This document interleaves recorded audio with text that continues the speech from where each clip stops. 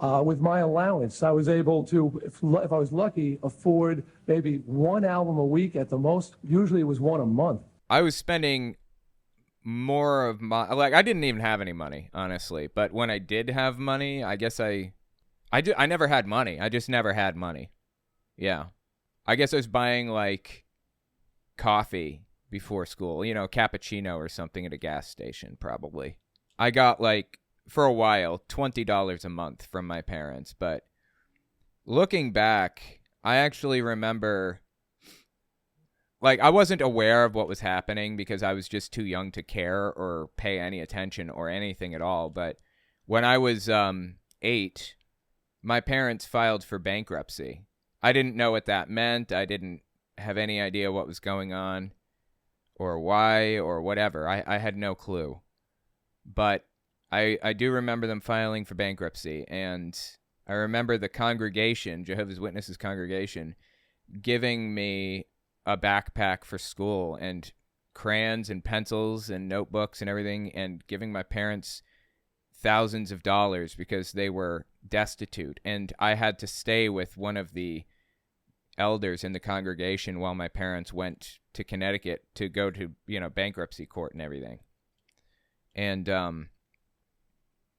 yeah, it was a huge thing. And then years later, I think I was maybe 12 or 13, so 4 or 5 years later, I remember my parents cutting up a credit card and saying, "We're done with this now," or something to that effect.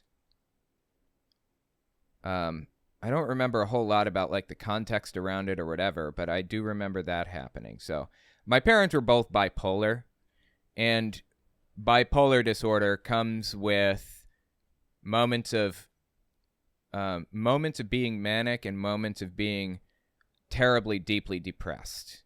With the manic moments, you go on spending sprees, and my parents' bipolar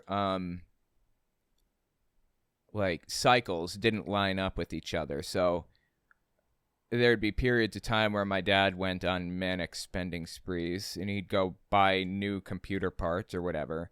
And then my mom would go on manic spending sprees, and she would go to like Cracker Barrel and buy everything in the little shop in the front. That was like her big thing. Or AC Moore, she'd buy like a shitload of stupid little knickknacks and doodads and paddywhacks and all that. But I never got any money. I just didn't get any money ever. Like I said, there was a period of time where I got $20 a month, $5 a week, but it wasn't enough to do anything with, so I just had nothing. I just had zero. I had free lunch at school, so I just, eat lunch there, and that was it. So I guess, yeah, I guess you could say that I was poor. We were not. There's a period of time where we were very worried about what was going to happen, like with our house. We might lose our house, for example. We lived in a house with a ton of termites for a while. That was deeply disturbing. Yeah, I was just like, I was broke as dog shit. And it was partly because my parents had no skills, really, that they could use. And partly because they were manic spenders. So, anyways, I had to get everything that I had for free. I got a free Nintendo from somebody at the congregation, and it was broken. My brothers fixed it. I got a Game Boy one year, like when I was 6. I had that Game Boy and played it for I don't even know how long. I ran out of batteries because it kept going out. They run out of juice. But I wanted to keep playing the Game Boy, so I had a gigantic like tin of batteries that ran out, and I kept switching out the batteries to see if any of them had like 5 more minutes of playtime in them. And I would turn it on, and I'd see the little power light just barely lit up, but it was lit up a little bit.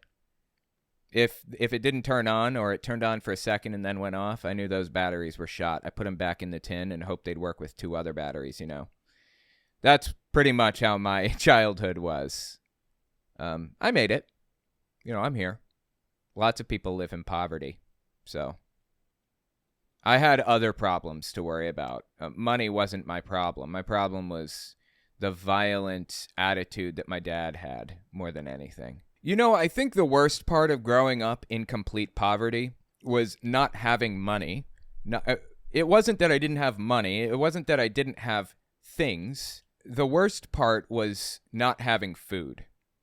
That sucked. I ate buttered bread for I don't even know how long. Oh my God.